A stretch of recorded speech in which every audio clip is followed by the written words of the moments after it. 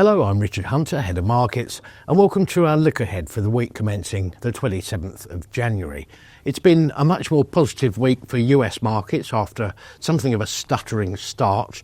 Obviously, the inauguration of the new president has come with some fairly pro-business rhetoric, which markets have enjoyed hearing about, be that in terms of tax cuts or deregulation, or indeed the introduction of tariffs. Of course, further down the line, it will become more apparent whether those inflationary measures come to pass, which in turn will could put some pressure on the Federal Reserve, despite the new president saying he wants interest rates to be cut. Quite apart from that, at the ground level, the corporate reporting season continues, and after a very strong start from the US banks, the likes of Netflix, for example, added to the mix. So far so good, although we do have the Magnificent Seven yet to report. So, in the year to date, we've got a situation where the Dow Jones is up by 4.8% as we enter this last week in January.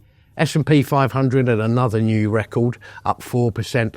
The Nasdaq up 3.8%. And the FTSE 100, meanwhile, after its pretty good start in January, testing some record highs, so far up by 4.5%. Turning to next week, three companies to keep an eye out for. The first one, WH Smith, have a Christmas trading statement. The shares are down by 4% over the last year, and much of that is down to the fact that over the last 3 months, the shares have dipped by 17%. On the face of it, their full-year numbers in November were pretty positive, but what's subsequently become apparent is that there's been some pressure on margins.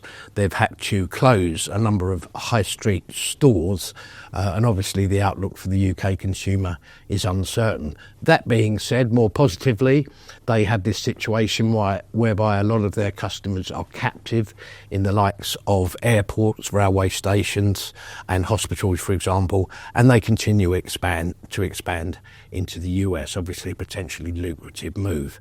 Full year numbers from Shell. We recently had a production update from them, but these will contain rather more detail. Shares up about 12% over the last year, 9% of which has come in this month with a stronger oil price.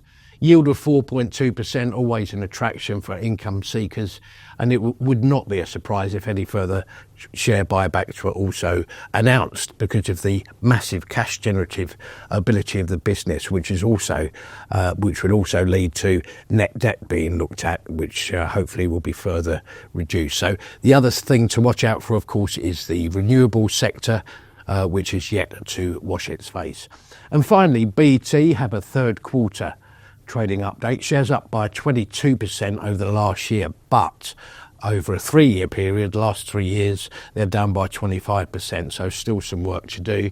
There's been some question marks over its business division performance, and of course the pension deficit remains something of an overhang. More positively, Openreach continues to be something of a jewel in the crown for BT, and on top of that, of course, it's estimated that in terms of its infrastructure rollout, it may have passed the peak spending period, in which case that means that there should be more cash to come into the business.